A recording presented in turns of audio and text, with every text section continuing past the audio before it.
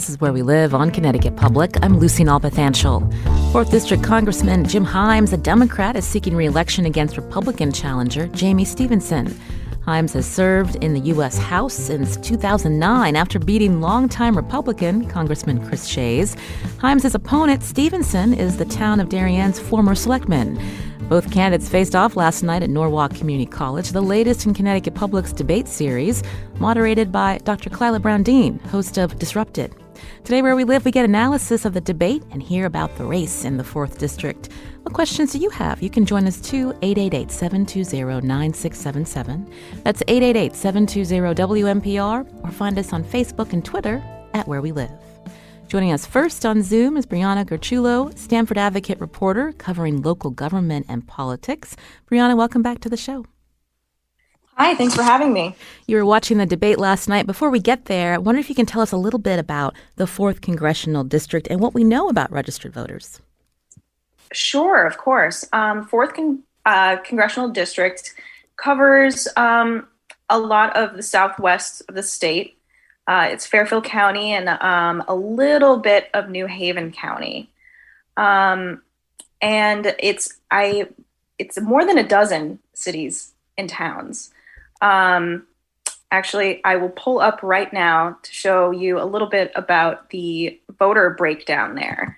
The takeaway is that there are about as many Democratic registered voters as there are unaffiliated voters. But more specifically, when you take a look at the numbers, the district has 168,000 registered Democrats, just about 90,000 Republicans, and then about 166,000 unaffiliated voters.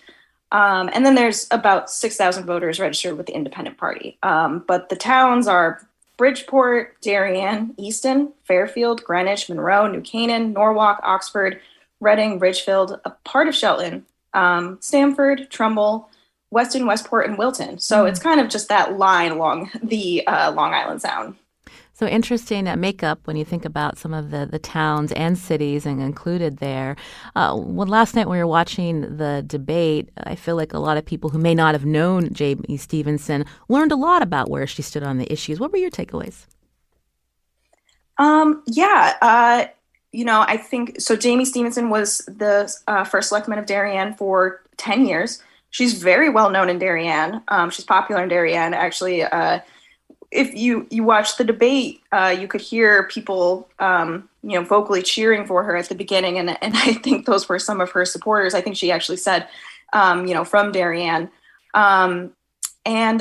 She actually describes herself as, conservative fiscally, but more liberal socially. And I think that kind of came out last night, especially when they were talking about abortion. Yes, that was interesting. We actually have some clips about when the question about where they stood on abortion. Here is, again, Republican candidate Jamie Stevenson. Let's take a listen. I am a firm believer in a woman's right to choose her health care decisions with the support of her doctors and her family. And if it should be codified at the federal level, I believe we need to have that conversation. My opponent has been in Washington for 14 years. There are at least 2 occasions with a strong Democrat majority that he had the opportunity to codify the protections of Roe versus Wade, and he chose not to. I hope that when I'm in Congress, I get to be at the table to have that conversation. Now, Jim Himes, again, the incumbent, had a pretty interesting response to this, Brianna, noting Stevenson's, quote, chutzpah for dinging a Democrat on abortion rights, also referencing when members of her party, like Senator Lindsey Graham, who have proposed a federal ban on abortion. What was your make of her take on that topic? Yeah, that was an interesting response. He mentioned Lindsey Graham's proposal, and he also he himself said he was getting animated, and I would say maybe it was one of the most animated moments of the night. And he said it was because of Justice Clarence Thomas's concurring opinion in Dobbs versus Jackson, in which he Justice Thomas talks about potentially revisiting other cases that have to do with same-sex marriage, cases that have to do with contraception, excuse me. And Jamie, I thought, she had the chance to respond on that. And she wanted to make the point as well, like, you're bringing up these issues, but just so everyone knows, I break from my party on this. I, have signed a letter in support of the Respect for Marriage Act. I've received the endorsement of Log Cabin Republicans. So again, kind of just trying to show that, yes, she's a Republican, but she's more moderate Republican, seemed to be, the message she wanted to get out there. You're hearing Brianna Garciulo here where we live. She's a reporter for the Stanford Advocate covering local government and politics as we get some analysis of the Connecticut public debate between the 4th Congressional District candidates, incumbent Jim Himes and Republican Jamie Stevenson. There was also some interesting moments where the candidates actually said that they agreed on particular issues related to gun rights and even to a certain extent immigration reform, although they differed on that latter topic around the source of fentanyl. So were you surprised to hear some of the general alignment between the candidates, Brianna? I wouldn't say I was surprised being familiar with their positions before, but like you said, they found points of agreement on, even in healthcare, where both of them said there needed to be more of a focus in the healthcare system on prevention. And like you said, gun rights and gun control, immigration. Yes, the fentanyl piece, they disagreed, whereas Jim Himes wanted to make the point that that some fentanyl, or I think he said it was something like 90% of fentanyl, and he cited CBP on that, comes through legal ports of entry. But overall on immigration, they both said that they wanted secure borders. They had some agreement about education too, and saying that there's been a lot of emphasis in the country on four-year college, and there should be more investment in apprenticeships and trades and two-year institutions. So, but in other areas, there was disagreement. Things like lowering the age for Medicare. Himes supported that. Stevenson does not. And there was disagreement about Himes's record and what he's done in Congress. Himes was touting his record, and Stevenson had a different take on what he had done in Congress, thinking that she would be able to bring more to the table. I wanted to play a clip where incumbent Jim Himes actually answered a question. I thought it was an interesting exchange last night between the candidates when the moderator brought up a question about how to solve the divisiveness in the country. Jim Himes answered this question first. He recalled, of course, the events of January 6th. He was there and shared powerful words about the roles we all play in resolving animosity. Let's hear it. At the end of the day, it's all of you. If you wake up tomorrow morning and you're a Democrat and you hate the fact that your daughter may marry a Republican, which is a thing now, or if you're sliding into the place where 40% of Americans live today, that maybe violence is okay, there's nothing that we can do to fix that. But democracy relies on the responsibility of its citizens. And then Jamie Stevenson condemned, quote, everything that took place on January 6th, Brianna. She also pointed to, the, quote, root causes of all this divisiveness and feelings of, quote, disenfranchisement that drove people to the U.S. Capitol that day. What did you make of her comment? Well, first I wanted to just mention Himes's comment about 40% of Americans. I believe what he was referring to was a poll that was done by the Washington Post and University of Maryland, in which 40% of Republicans said that in some cases, violent actions against the government could be justifiable. But as for Jamie's response, she, I think the key takeaway from what she was saying was that she thinks amid the divisiveness in the country, the best thing that she can do is, I think the term she used was be a role model of civility. And on the public stage, on a very bright stage, such as the U.S. Capitol, of being someone who is more moderate and someone who is, I guess, level-headed. So that was her response. Whereas Himes kind of made the point that, and this is something that you hear from Democrats nationally, is that on some issues there is no compromise. On some issues, we Democrats want to draw a line in the sand and not cross it. On things, and a lot of it ties back to January 6th and what happened there. You've been hearing Brianna Garciulo here where we live. Again, she's a Stanford Advocate reporter covering local government and politics. Good luck with the rest of the campaign season, Brianna. We appreciate your time on the show. Thank you. You're listening to Where We Live on Connecticut Public. Now, coming up, our favorite garden writer, Charlie Nardozzi, joins us to answer all of your gardening questions. But before we get to that, this is the final day of Connecticut Public's fall membership campaign. Please support the programs you hear, like Where We Live, with a pledge. Here's my colleague, Robin Doyen-Aiken, to tell you more.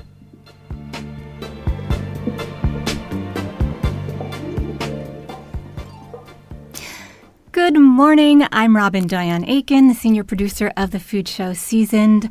Want to let you know that supporting... You're listening to Where We Live on Connecticut Public. I'm Lucy Nalpathanchel. Now, fall in Connecticut has been looking spectacular, minus today's morning drizzle. It's supposed to brighten up later, don't worry. This weekend is a great time to do some garden cleanup and prep for spring. Now, the gardener we rely on to answer our questions and yours is horticulturist Charlie Nardozzi. He's an award-winning garden writer and host of the Connecticut Garden Journal on Connecticut Public. And he says it's the perfect time, of course, to plant bulbs like tulips, daffodils, and hyacinths, or maybe you want to get some into the ground, some shallots or garlic. What questions do you have for Charlie? You can join us now at 888-720-9677. That's 888-720-WNPR, or find us on Facebook and Twitter at Where We Live. Charlie Nardozzi, it's such a pleasure to have you back.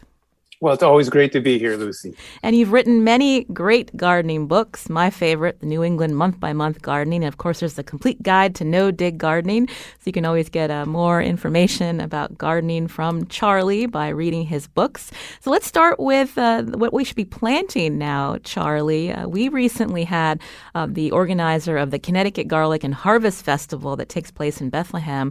They were on the other weekend, and we wanted to talk about garlic planting. So tell us the varieties that we should be looking for and how to do it. Sure. Yeah, this is starting now, going probably to mid-November is a great time to plant garlic. And garlic is one of those easy vegetables to grow that I think a lot of people don't think about because you have to plant it in the fall. But all you do is you plant it in the fall, you mulch it to make sure it goes through the winter okay. And in the spring, you weed it, water it, maybe give it a little fertilizer. And by early summer, you've got a bevy of garlic that you can just keep eating and then replanting. So the first thing to do is decide what kind of garlic you want to plant. And there are basically three types, but two main types. That's the hardneck and the softneck garlic. The hardneck are the garlics that come up and have those little curlicues at the ends of those. Those are called scapes. And those are edible too, by the way. And there's a number of different varieties, like the Russian red, for example. And these are varieties that you'd want to find not in a grocery store, but in a garden center, nursery, farmer's market, places like that. Because varieties that you find in a grocery store often come from places like California, which of course would not be applicable as far as climate goes to growing here in Connecticut. And then there are soft neck varieties. These are the varieties that you often will see as a garlic braid. And there's not a lot of difference between the two. They're both very hardy, very easy to grow. I like to think that the hardneck varieties have larger cloves with fewer of them, and the softneck have a smaller cloves but more of them. But a lot of it comes down to taste and flavor too. And how deep should you put these garlic bulbs in the soil? Because I know with certain bulbs that the depth matters. Yes, it does. So the first thing to do, of course, is to have a raised bed. And it's a nice time of year to clean out an old bed of lettuce or squash or cucumbers or something that's kind of gone by. Bring in a layer of compost on top of that raised bed. And you like a raised bed because you want to keep that soil really well drained. The only time I've seen garlic not survive the winter was when I planted it in a place where it was too wet all winter and it ended up rotting. And then when you plant them, you want to plant them about 6 inches apart and about 2 inches deep. So the top of it should be about 2 inches deep into the soil. And then you just plant rows of it. And always remember, though, each clove that you plant is going to create a bulb of garlic that has maybe 7 or 8 more cloves. So if you plant 40 of these, you could have over 200 cloves of garlic next year. Did I just hear Charlie Nardozzi admit he made a mistake while gardening? I don't feel so bad. How else do you learn, Lucy? Again, you can join us with your gardening question, 888-720-9677, or find us on Facebook and Twitter at Where We Live. So when we think about garlic, is that in the allium family, or are there some other alliums that are good to plant this time of year? Yes, it is in the allium family. And the other allium you can plant this time of year that many people don't plant, but I think should, is the shallot. Shallots are kind of small onions. The French use it a lot in cooking. And there's, in fact, a variety called French red. These are nice, delicate, small onions that you would pop into the soil, plant pretty much the same way you plant garlic, but just not as deep. They don't need to be planted as deep. They tend to grow more on the surface of the soil. You pop them in now, and then next spring what happens is they start growing, and as they grow, they create side bulbs. So again, from one clove of shallot that you plant into the ground, you may get 5, 6, 7, 8 other cloves of those that you can use. They're very hardy, and I've actually kept them downstairs in our basement for a year. I've got some shallots from last year that I forgot about, and I pulled them out, and we ate them, and they tasted fine. So they're long-lasting, nice allium family crop. I like the ornamental allium, of course, the Globe Master and the Gladiator. Yeah. And I have to say, I plant them and they look beautiful the first year, Charlie, and then they just don't really come back. So what am I doing wrong? Well, it could be a couple things. It could be drainage. I was talking about how the garlic and shallots like a really well-drained soil. That's true of all of the alliums. So they might be in a spot where it gets a little too wet and damp and stays that way in the winter, which would cause them to rot. It could be that they're forming some offset bulbs around the sides of the main bulb. This often will happen with hyacinths and tulips and other bulbs that we plant. And what you can do is at this time of year, as you're going through, you might still see the stalks with the beautiful dried seed heads on them. You can dig up that bulb, take a look at it, and if you see these little bulblets around there, remove those and reset it, maybe with a little bulb booster fertilizer or at least some compost, but make sure, again, the soil is well drained. And that might help it for next year. Again, you can join us with your gardening questions, 888-720-9677, or find us on Facebook and Twitter at Where We Live. I love, you have to put in all the work in the fall to get a beautiful spring garden with some of the bulbs that emerge. Are there particular ones that you want to talk about, Charlie? Well, certainly. This is the time of year, just like with the garlic, you can plant from now till mid-November. Everything from crocuses to hyacinths and daffodils and unusual bulbs too. There's one group that I really like to highlight often, especially for people who are frustrated with the regular hybrid tulips that a lot of times they don't come back or they kind of fade over a couple of years, is to plant the species versions of tulips or the wildflower tulips. These are the original tulips that would grow in the Middle East and Turkey and Iran and places of that area. And they are low growing. They have beautiful leaves to them. Some of them have spiral kind of designs on the leaves. And then they have beautiful colored flowers, but they're not those tall ones that we normally would see as the hybrid tulip. So if you're interested in experimenting a little bit, these are nice ones to have because they're hardy, they're tough, and they tend to come back more reliably than the hybridized tulips. I know we've talked in the past about planting bulbs, Charlie. I like to give shout-outs to some of the providers of bulbs in our state, including Color Blends in Bridgeport, as well as Sheepers in Bantam. Is it too late, though, to get bulbs from them, or do you have to be a little early in ordering those for fall planting? Yeah, it might be a little late. You could try, for sure, and especially if you can find a retail outlet, would be a little nicer. Another nice thing about Color Blends in Bridgeport is they have a house that they have put all hundreds of bulbs in, and it's free and open to the public in the spring. So that's kind of a fun place to go to get inspired with tulips and daffodils and other bulbs. You recently wrote about some of the best pumpkins for carving. So can I ask you about those? Sure. So pumpkins, of course, is another seasonal thing that we're doing. And a lot of people like to carve them. And there's a lot of different kind of pumpkins out on the market now. That's kind of really fun about pumpkins. That no longer is it just the big orange thing. You've got white ones. You've got pink ones. You got ones that are kind of a pale yellow color. You've got ones that are all kind of warty. and knobby on them. So it's nice to choose some of these different pumpkins as ones that you can carve, especially the ones that are really warty. It could make a really gruesome face out of it, I think. And those are really great ones to use. And of course, there's a lot of winter squash that are out there too that you can carve and make kind of fun designs on them as well. So don't limit yourself just to that orange pumpkin. There's a lot of variety. You also have some pointers on how to dispose of those pumpkins and also protecting them from frost, which we were pretty close to, I believe, the other week. I was actually in North Carolina, so I missed it. Good for you. It's a way to get away from the frost. Yes, so frost is definitely something to be concerned about this time of year, especially if you have a lot of things that are still growing, looking beautiful, like your dahlias, for example, or even some of your vegetables. And simply by covering them, you can often get another couple weeks of fall warm weather. So it's worth making the effort and kind of keeping in mind and keeping an eye or an ear on the radio for the weather to hear if there's any frost warnings.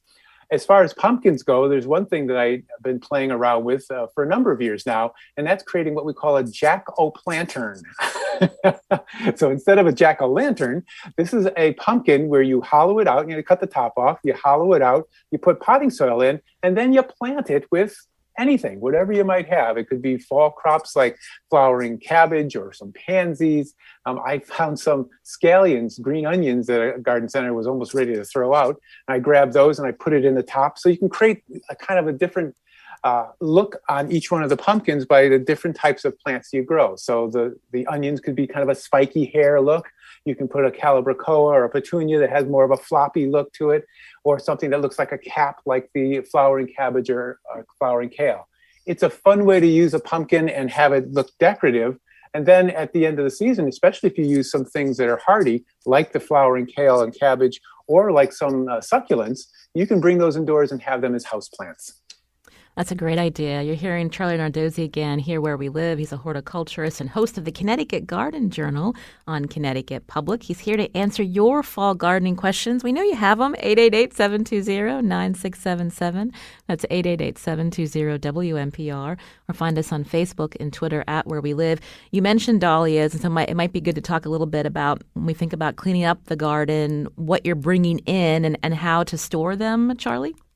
Yes, so dahlias, cannas, gladiolus, any of those subtropical bulbs will not survive the winter in our climate. So what we'll have to do is that once the frost has killed them back, we need to dig them up and store them. And so a simple way to do it is enjoy them now, because they're probably still looking very nice, except for the gladiolus. You probably could dig those up. They're long gone. And when you do dig them up, you want to be careful not to damage any of the tubers or corms that are under the ground. And for a dahlia and a canna, you're going to dig up the whole clump. You're going to get a clump, a big mass of all these tubers kind of hanging off the center stem there. And that's okay. So you want to dig that up, maybe clean it off a little bit, knock off some of the soil, put it in a warm place that's not in bright sun, like a garage or a shed or a barn or someplace like that, where it can cure for a couple weeks, protected from a frost, of course, too. And what that will do is that will help callus it up and help toughen up that plant. And then after that period of time, then you're going to want to store it in its permanent spot for the winter. And that could be a basement or, again, an unheated garage, anywhere that stays above freezing and hopefully below 50 degrees in the wintertime. That's a good location. For dahlias and for cannas, you can put them in a cardboard box with some slightly moistened peat moss or potting soil. That would work okay. I put them in perforated plastic bags with the same kind of mixture. You just have to be careful, especially with those more fleshy tubers. If you make it too wet in the bag, they'll start rotting, or if they're too dry, they start shriveling. So maybe once a month or so through the winter, go down and just check them, just see how they're doing. If they're shriveling, mist a little water in there. If they seem to be rotting, pull them out, let the soil dry out, and then put them back in. But if you do that, you're going to end up having next spring all these plants that you can divide into more tubers and have more plants, because everybody wants to have more plants, right? That's right. Again, you're hearing Charlie Nardozzi, Here Where We Live. You can answer your gardening questions at 888-720-9677. That's 888-720-WNPR, or find us on Facebook and Twitter at Where We Live. So producer Katie Pellico is thinking about getting started with some indoor gardening. So what advice can you give her? Oh, indoor gardening, sure. So one of the things you could do, probably still this time of year, it's getting a little late to do it, but I still think it'd be worth a try, is to bring in some herbs. So if you have oregano or thyme or sage or parsley or even chives, especially if you already have them in containers that are growing out on a deck, a patio, or even in the garden, you can bring them in and have them indoors all winter long so you can enjoy them and have these plants that, again, you put back out again next year. You just have to be careful about bringing them in. Obviously, you want to have them in a smallish pot so it can fit on a windowsill or a place where it gets a lot of sun. You want to quarantine these away from other houseplants because they might have some insects that'll hitchhike in. So you want to keep an eye on that for a couple weeks. And if you see any insects, bring them back out, spray them, let them sit out there for a while, then bring them back in.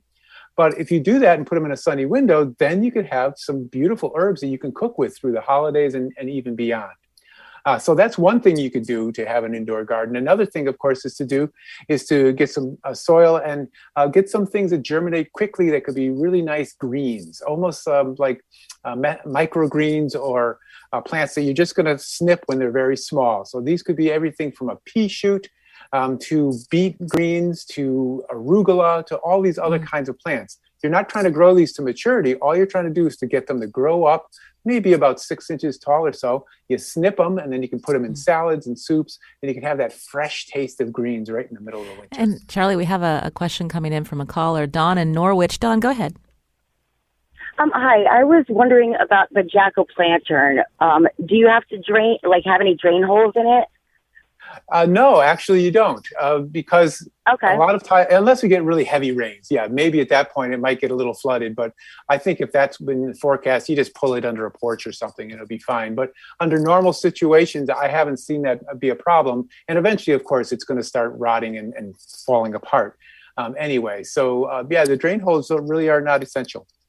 Thank you for that question, Dawn. It's a great idea. I think my daughter would love it. Again, you're hearing Charlie Nardozzi here where we live. He's a horticulturist and host of the Connecticut Garden Journal. We're going to take a quick break, but if you have a question for him, 888-720-9677. That's 888-720-WNPR, or find us on Facebook and Twitter at Where We Live.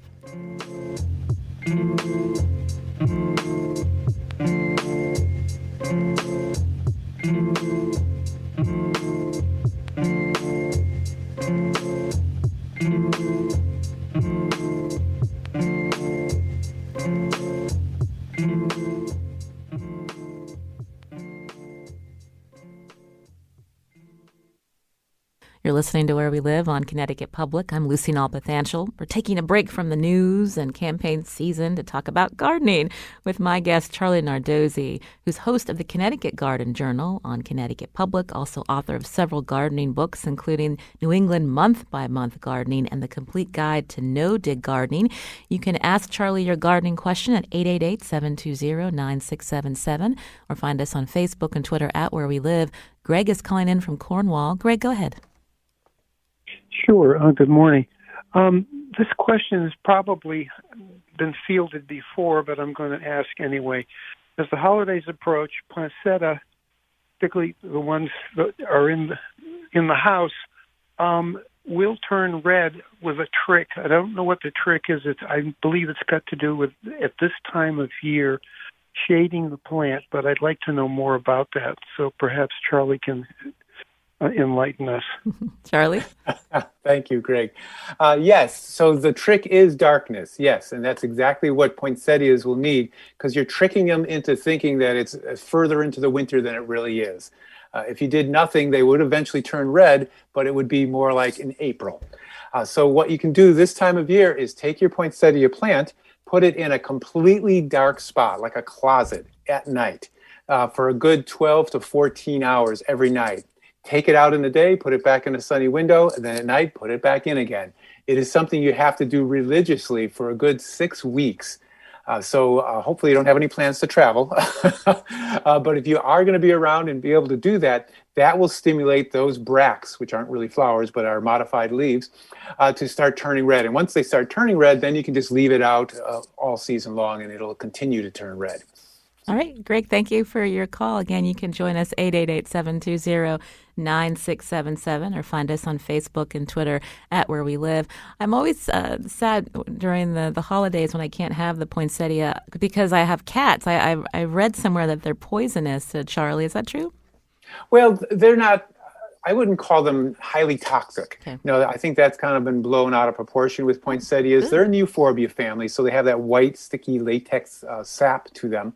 And if you eat a lot of the leaves, I think someone said you have to eat like 100 leaves to really even get an upset stomach. So I wouldn't worry too much about that plant as being one that a cat or a dog would really have a hard time with. They would have to eat a lot of them, I think, to get upset. And probably what they'd end up doing is just throwing up. Okay, well, good to know. Again, if you've got a gardening question, 888-720-9677. That's 888-720-WNPR, or find us on Facebook and Twitter at Where We Live.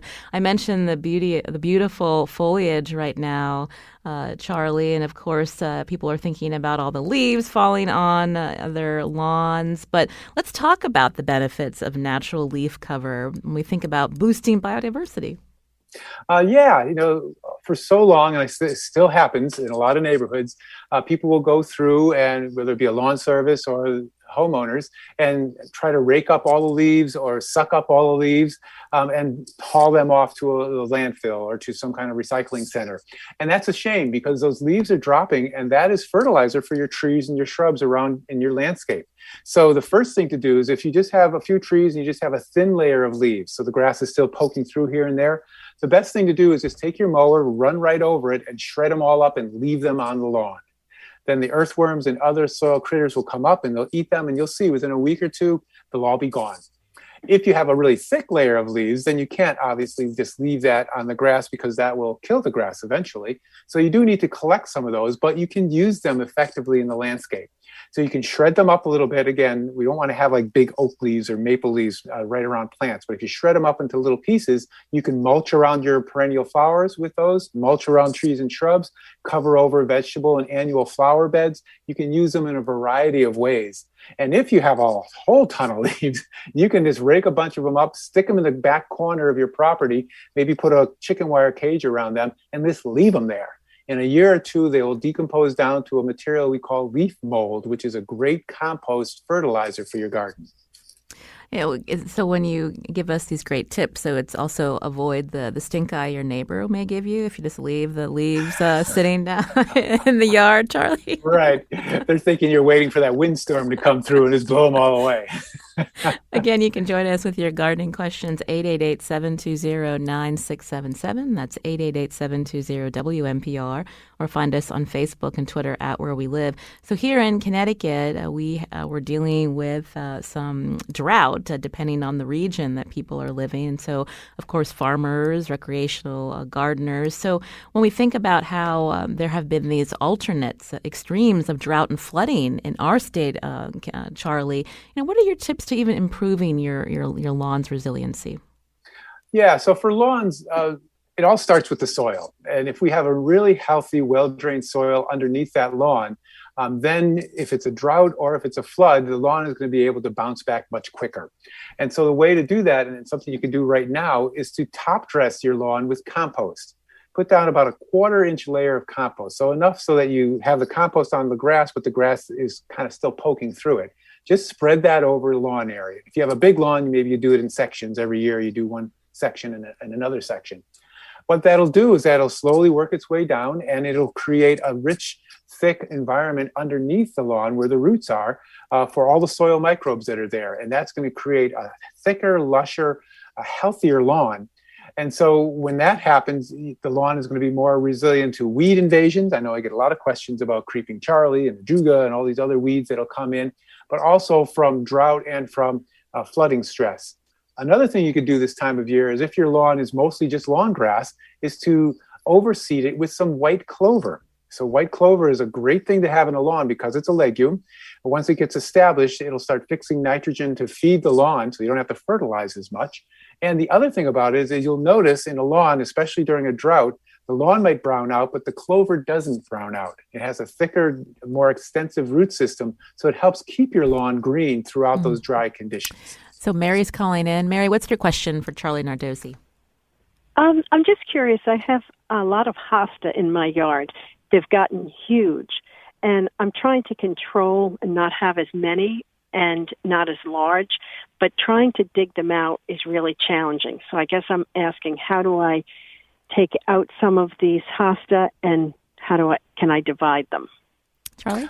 Yes, you can. Now, normally it's getting a little late to be dividing anything, but hostas and daylilies are the two plants that I call foolproof, meaning that you could probably divide them in December and they still would survive. They're really tough plants. So yes, this is a good time to go out there, maybe after a rain when the soil's a little more moist, a little easier to dig around in. You could dig out the whole clump, or what you could do is just take your spade or your shovel and just divide right through the middle of it, kind of go right through the center and slice it, and take part of that out and leave part of it there. That way it doesn't require you to have to dig up the whole thing. And in that way you'll have some new plants that you can spread around, you can give away, or you can just compost if you really don't need them. Janice is calling in from Barkhamsted. Janice, what's your question? Hi. My question is regarding spring raised bed planting. I had heard that it is not advisable to till or dig up and turn over the soil in your raised bed because it potentially disrupts the microbiomes that are in that soil. And I was wondering if the horticulturist could clarify whether or not you should or should not turn over your soil in your raised bed in the spring. Great question. Charlie Nardozzi. Well, Janice, you probably have read my book then, which is The Complete Guide to No-Dig Gardening. And that's exactly what I talk about in that book, is that the best thing to do for those annual beds of flowers, herbs, or vegetables is to leave them, is to not turn them, not till them, because you are, just as you correctly said, going to be killing that soil biome, all the microbes that are in there that are creating the air, water, spaces for nutrients to flow and creating the spaces for roots to grow. So the best thing to do in your vegetable garden this time of year is to cut back plants that maybe were diseased, like your tomatoes, for example. Cut them back to the ground, remove them out of the garden. If you have vegetables like peppers or like broccoli or lettuces that don't have much disease on them and grew pretty well, you can do a technique called chop and drop. So I get a hedge trimmer and I just chop them all up into little pieces and drop them right on the soil and just leave them there as a mulch. So you will be mulching that bed with either the chopped and drop materials, or if you remove the plants, bring in some chopped leaves, untreated grass clippings, hay or straw, and put a layer of that on the bed. That's going to protect the soil from eroding and protect that soil biome so that next spring you come in and all you need to do is put a layer of compost on top and plant right through it. No tilling, no digging, no hard work. That's what I like to hear, Charlie Nardozzi. Before we run out of time, we just got a couple of minutes. You go to a lot of garden shows, and I'm wondering, are there any perennials, new perennials that are varieties that you want to mention before the end of the show to look out for this spring? Well, certainly. There's always new varieties of everything that's out there. And we do get some different plants that come in for us to trial because they know I'm kind of in the gardening media world. So it's always fun to look for them. There are some new salvias out there that are really beautiful, nice, hardier salvias with a longer flowering time. That's kind of the thing that I've noticed a lot that's happened in the perennial flower world is they are breeding plants now that bloom longer. So they're almost like annuals. Some of the echinaceas now seem to be brooding. We have some that are still blooming out there in our garden that'll bloom for a longer period of time. So looking for those kinds of plants, and then for dwarf plants too. If you have a small space area, you don't have a lot of room to garden, there's some beautiful dwarf veronicas out there, echinaceas that are out there as well that you can look for in the spring. I also love to plug that this is also a good time to be planting perennials, Charlie. And I'm wondering, like, when we think about the last frost coming, or first frost rather, how many more weeks do we have? Well, that's a good one. I have to look in the crystal ball for that. Generally, you need, for perennials, trees, and shrubs that are planted in the fall, you want to have about a month or so before the ground freezes. And that, again, is a kind of a random date. It could be end of November, early December. You never know, depending on the winter. But now is still probably a pretty safe time. If you go to garden centers and nurseries, they have lots of sales. You can snatch up some beautiful trees, shrubs, and perennials that you can plant in the garden. Just make sure you put them in, keep them well watered, especially if it stays dry this fall. And maybe even protect them with a little mulch. A little bark mulch would be nice, or a little wood mulch around them just for that first year. And they should do fine. That's Charlie Nardozzi, again, a garden writer, host of the Connecticut Garden Journal on Connecticut Public. You can get more tips on his website, gardeningwithcharlie.com. Charlie, thank you so much, and we love hearing from you. Well, it's always great to be here. Take care, Lucy. I'm Lucy Nalpathanchel. Katie Pellica produced today's show. Now, before you start your weekend, take time to support Connecticut Public with a pledge. It's the final day of the fall membership campaign. My